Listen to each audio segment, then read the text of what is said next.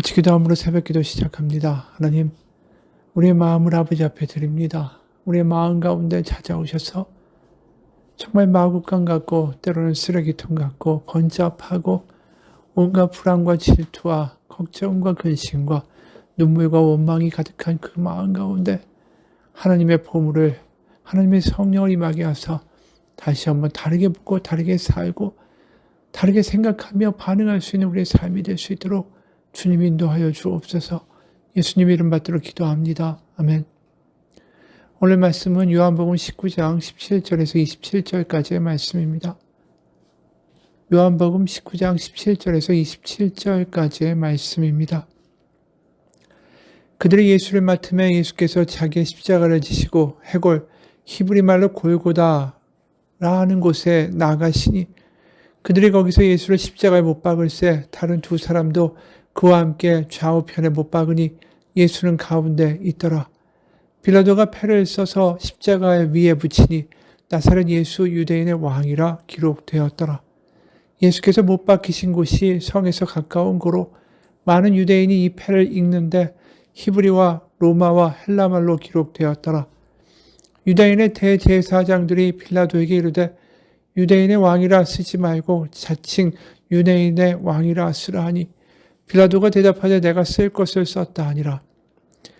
군인들이 예수를 십자가에 못 박고 그의 옷을 취하여 네 기세 나눠 각각 한 기씩 제비 뽑자 하니 이는 성경에 그들이 내 옷을 나누고 내 옷을 제비 뽑나이다 한 것을 응하게 하려 함이로라. 군인들은 이런 일을 하고 예수의 십자가 곁에는 그 어머니와 클로바의 아내 마리아와 막달라 마리아가 섰는지라. 예수께서 자기 어머니와 사랑하시는 제자가 곁에 서 있는 것을 보시고 자기 어머니에게 말씀하시되 여자여 보소서 아들이니이다 하시고 또 그 제자에게 이르시되 보라 내 어머니라 하신데 그때부터 그 제자가 자기 집에 오시니라. 아멘. 예수님이 이제 십자가를 지시고 골고다 언덕을 오르시죠. 그리고 십자가에 예수님만 못 박힌 것이 아닙니다. 옆에 두 강도가 예수님의 좌우편에 못 박히게 되죠. 그리고 19절을 보면 빌라도가 직접 패를 씁니다. 그래서 십자가 위에 갖다 붙이죠. 거기엔 이렇게 쓰여 있었습니다. 나사렛 예수 유대인의 왕 이렇게. 유독 헬라어 히브리어 라틴어로 이렇게 유대인의 왕이라고 기록해서 십자가 위에 표시를 한 거죠. 빌라도가 아까 대제사장들 바로 그들의 무리들이 우리에게 왕은 가이사밖에 없다고 그렇게 이야기하며 외쳤던 그 가증스러운 모습을 빌라도는 아주 구토나올 정도로 보았겠죠. 그래서 그들을 조롱하는 의도로 쓴 겁니다. 바로 너희가 그렇게 말하지 않았느냐 유대인의 왕이라고 황제밖에는 왕이 없다라고 너희들이 고백한 것이 아니냐. 근데 대제사장들은 막상 이렇게 갖다 붙이는 그 빌라도의 행위를 보고 아연질색이 되죠. 왜냐하면 민중들이 그것을 보고 어떤 작자가 저런 말을 하는 것이냐고 유대인의 왕이라는 그 이야기 때문에 예수님이 죽은 것도 맞지만 우리가 가이사 외에는 왕이 없다라고 말한 대제사장의 말 때문에 저렇게 빌라도가 반응한 것이다라는 것을 알게 되면 그들이 난처하게 되는 거죠. 그래서 21절에 유대인의 제사장들이 빌라도에게 이르되 유대인의 왕이라 쓰지 말고 자칭 유대인의 왕이라 쓰라 하니 빌라도가 말하는 거죠. 내가 쓸 것을 다 썼다. 치졸한 자기 이익 싸움, 자신의 어떤 체면 싸움, 자신의 자리를 지키고자 하는 그 악랄한 머리 굴림이 예수님은 십자가에 못 박고도 그 순간에 계속 일어나고 있는 거죠. 얄팍한 수싸움들. 그들은 예수님을 아침 9시에 십자가에 못 박죠. 그리고 예수님은 이미 십자가에 달리시기 전에 너무 많은 매질을 입고 매질을 당하고 이미 과다출혈로 많이 탈진해 계셨던 상황이에요. 그 상황에서 십자가에 못 박히실 때 그 좌우에 있는 강도들은 열심당원들입니다. 바로 로마의 정부를 전복하고 폭동을 일으키겠다는 테러리스트에 해당하는 사람들이죠. 근데 이런 모습도 다 구약에 예언된 그대로입니다. 이사야 53장 12절을 보면 이런 말씀이 나오죠. 그러므로 내가 그에게 존귀한 자와 함께 몫을 받게 하며 강한 자와 함께 탈취한 것을 나누게 하리니 이는 그가 자기 영혼을 버려 사망에 이르게 하며 범죄자 중 하나로 헤아림을 받았음이니라. 그러나 그가 많은 사람의 죄를 담당하며 범죄자를 위하여 기도하였느니라. 바로 이사야 53장에 나와 있는 수단받는 종의 그 이야기에 예수님은 그대로 성취로서 모든 일을 행하시고 계시는 거예요. 바로 강도들과 함께 못 박히시고 또 강도에게 오늘 너에게 낙원이 있으리라. 바로 그에게 구원의 약속을 또 하시죠. 그리고 또 십자가에서 달리실 때 군인들은 예수님을 못 박으면서 예수님의 옷을 가지고 나누어 가자는 일도 벌어집니다. 23절, 24절. 군인들이 예수를 십자가에 못 박고 그의 옷을 취하여 네 깃에 나눠 각각 한 깃씩 얻고 속옷도 취하니 이 속옷은 호지 아니하고 위로부터 통으로 짠 것이라. 군인들이 서로 말하되 이것을 찢지 말고 누가 얻나 제비 뽑자 하니 이는 성경에 그들이 내 옷을 나누고 내 옷을 제비 뽑나이다 한 것을 응하게 하려 함이니라. 바로 이 일조차도 구약에 나와 있는 말씀을 그대로 성취하고 계신 거예요. 그 예수님이 이렇게 십자가에 달리실 때 우리는 보통 흔히 오해하죠. 예수님이 속옷을 입고 달리신 거라고. 하지만 이 기록을 보면 예수님은 완전히 벌거벗김을 당하고 죽으셨어요. 예수님 당시에 직조 기술이 없었기 때문에 일일이 실을 만들고 손으로 일일이 한 올 한 올 옷을 짜서 만들어야 되기 때문에 옷은 결국 돈이었죠. 그래서 채찍에 맞아 피투성이가 되신 그 예수님의 옷을 벗겨서 네 조각으로 나눴습니다. 그 속옷은 한 통으로 짜서 꿰매지도 않았던 옷이죠. 그러니까 자기들이 나누어서 팔겠다. 오늘 한잔 해야겠다. 그렇게 예수님은 실오라기 하나 걸치지 못하고 벌거벗은 몸으로 십자가에 매달려 계십니다. 이것이 바로 구약에서 말한 하나님의 예언의 성취고 결국은 잔인하고 비참하게 아주 그것도 인간적인 모욕의 끝장을 보는 그 자리에 서서 예수님은 죽임을 당하고 계신 거죠. 우린 그런 생각이 들어요. 하나님이 왜 그렇게까지 끔찍하게 그 아들을 죽이는 방법을 택하셨을까? 우리의 죄를 대속하기 위해서 다른 방법도 많을 텐데 왜 저렇게 모욕당하고 끔찍하고 수치당하고 사람들에게 손가락질 당하면서 조소당하는 십자가의 고통 가운데 죽게 하셨을까? 그 모든 것이 게다가 구약의 말씀의 성취라고 하니 말입니다. 예수님이 이렇게까지 하신 이유가 뭘까요? 바로 그분의 헐벗으심, 바로 그것으로 우리를 입히시기 위해서였어요. 다시 말해서 그분의 채찍에 맞음은 우리를 낫게 하기 위함이다라고 이사야 53장 4절에서 말하는 그 말씀 그대로라는 것이죠. 이사야 53장 4절과 5절을 보겠습니다. 이사야 53장 4절과 5절입니다. 그는 실로 우리의 질고를 지고 우리의 슬픔을 당하였거늘 우리는 생각하기를 그는 징벌을 받아 하나님께 맞으며 고난을 당한다 하였노라. 그가 찔림은 우리의 허물 때문이요 그가 상함은 우리의 죄악 때문이라. 그가 징계를 받음으로 우리는 평화를 누리고 그가 채찍에 맞음으로 우리는 나음을 받았도다. 주님이 처절한 바닥에서 죽으시고 고난당하신 게 우리를 위해서라는 거죠. 그분의 가난해지심, 그분의 고통, 그분의 수치가 오히려 우리의 수치와 고통과 아픔을 역전시키는 하나님의 은혜의 통로가 되고 있다는 뜻입니다. 세상에 이런 논리가 어디 있습니까? 이런 하나님이 어디 있어요? 우리를 부욕해 하기 위하여 정작 자신을 헐벗고 모욕당하고 고통당했다. 사실은 하나님은 우리가 죄를 짓고 타락했던 그 창세기에서도 그들에게 옷을 입히신 하나님으로 등장합니다. 창세기 10장 3장 10절 보면 드디어 아담과 하와가 에덴 동산에서 추방되죠. 그럴 때 이런 일이 있습니다. 창세기 3장 10절 11절 이르되 내가 동산에서 하나님의 소리를 듣고 내가 벗었으므로 두려워하여 숨었나이다. 이르시되 누가 너의 벗었음을 너에게 알렸느냐? 내가 너에게 먹지 말라 명한 그 나무 열매를 네가 먹었느냐? 그런데 그렇게 하고 이들에게 가죽옷을 입혀서 내보내시죠.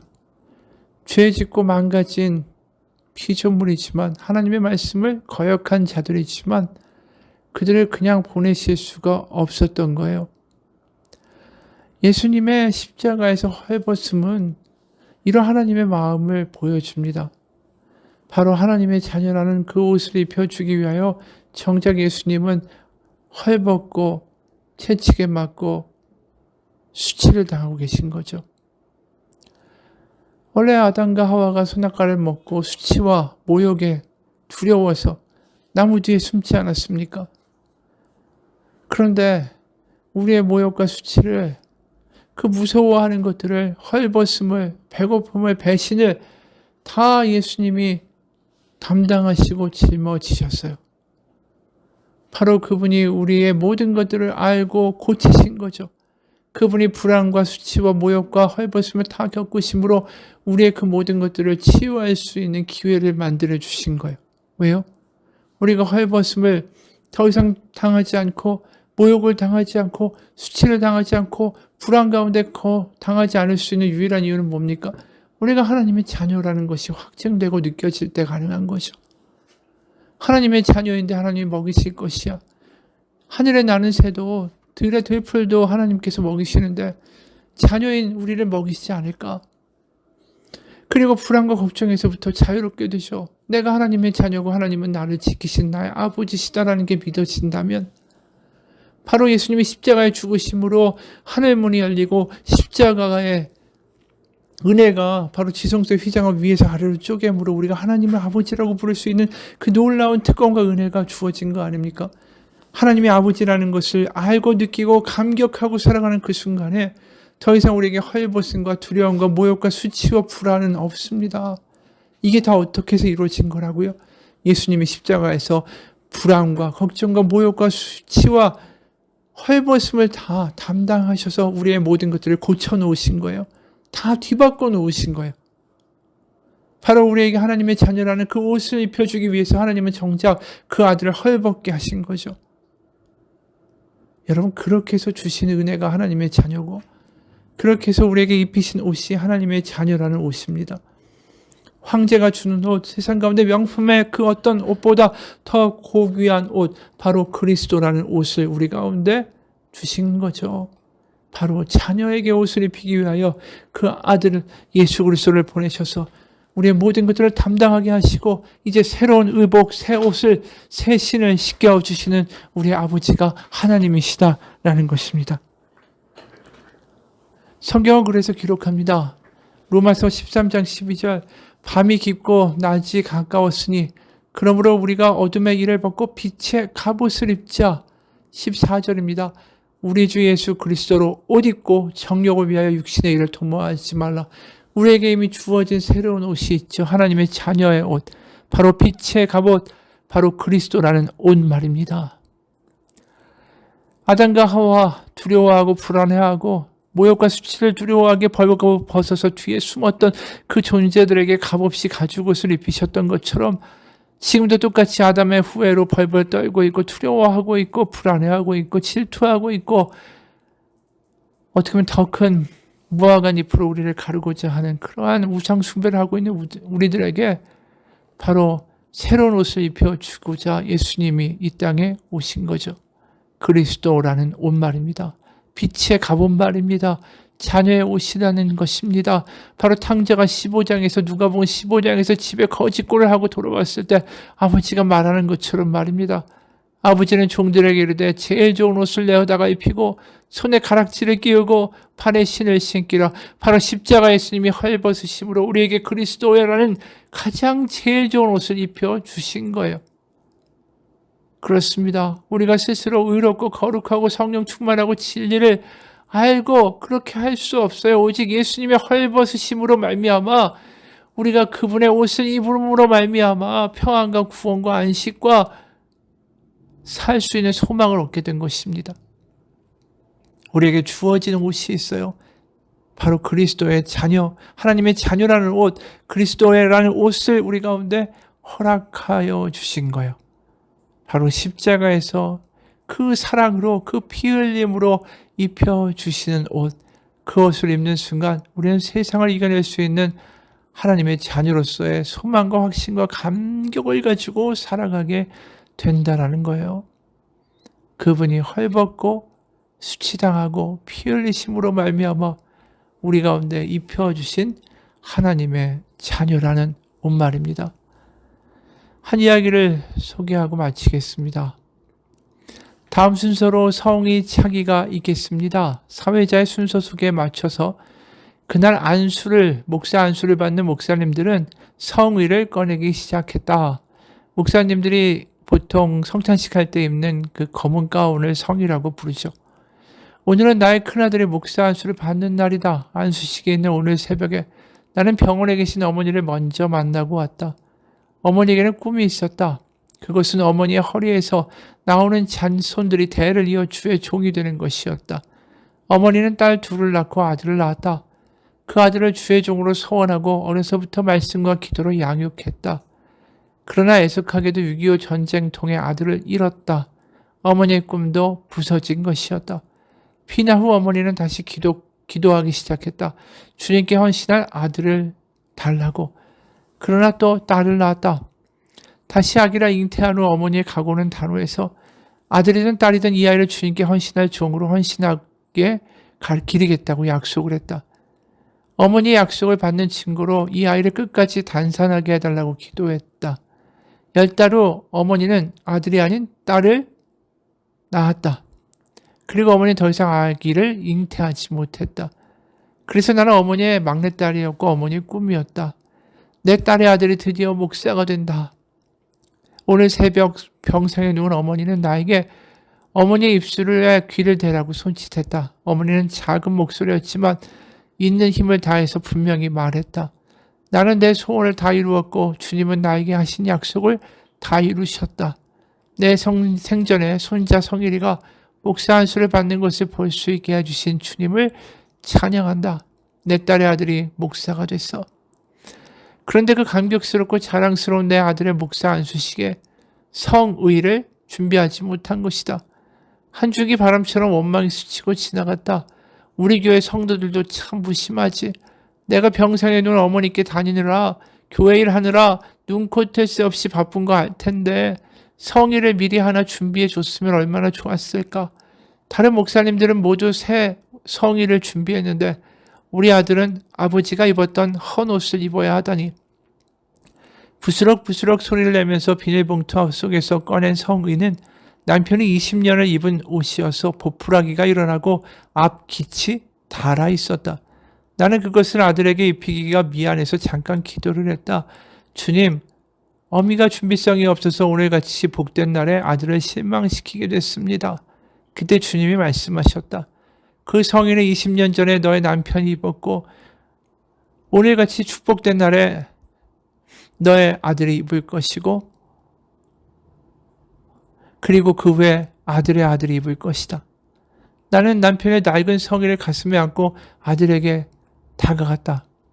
다른 목사님들 사이에서 얼굴을 들지 못하고 서 있는 아들에게 나는 성의를 입혀주고 아들을 가슴에 안으며 말해주었다. 이 성의는 20년 전에 너의 아버지가 입은 옷이고 오늘 주님의 신실한 종 내 아들 성일이가 입을 것이며 이후에 너의 아들이 이 성의를 입을 것을 축복하노라. 나의 눈과 아들의 눈에 똑같이 눈물이 흘러내렸다. 아들은 울먹이며 화답했다. 아멘. 여러분, 우리에게도 이렇게 하나님이 입혀주시는 옷이 있습니다. 예수님이 십자가에서 헐벗으시면서 바로 우리에게 입혀주신 옷, 하나님의 자녀의 옷입니다. 그 옷을 입고 사는 사람들은 세상을 이길 능력이 있고 사랑 가운데 거하게 되며 결코 혼자라고 외롭다고 말할 수 없습니다. 에베소서 4장 22, 24절에 이렇게 말씀합니다. 너희는 유혹의 욕심을 따라 썩어져가는 구습을 쫓는 옛사람을 벗어버리고 오직 심령으로 새롭게 되어 하나님을 따라 의와 진리의 거룩함으로 지으심을 받은 새 사람을 입으라. 우리 가운데 이미 그리스도의 옷, 빛의 갑옷, 하나님의 자녀의 옷이 주어져 있습니다. 그것을 매일 입으라는 것입니다. 이 세상의 어떠한 명품보다 더 귀한 옷이 우리 가운데 주어졌습니다. 주님의 헐벗으심으로 말입니다. 그분의 사랑으로 말입니다. 같이 기도하겠습니다. 주님이 우리에게 입히시는 자녀의 옷, 탕자에게 입혀주시는 제일 좋은 옷, 더 이상 수치와 모욕 가운데 살지 않게 해주시는 하나님의 자녀의 옷, 그 옷을 입혀주시기 위해서 예수님은 십자가에서 헐벗고 매맞고 고통당하고 수치당하고 조롱당했습니다. 우리의 모든 불안과 수치와 조롱까지도 짊어지고 가시면서 바로 우리에게는 그런 일이 일어나지 않게 바로 성령으로 그분의 자녀의 옷을 입혀주시는 그 은혜를 기억하며 매일마다 그 옷을 입고 세상 가운데 승리하는 우리의 삶이 되게 하여 주옵소서. 예수님 이름 받들어 기도합니다. 아멘.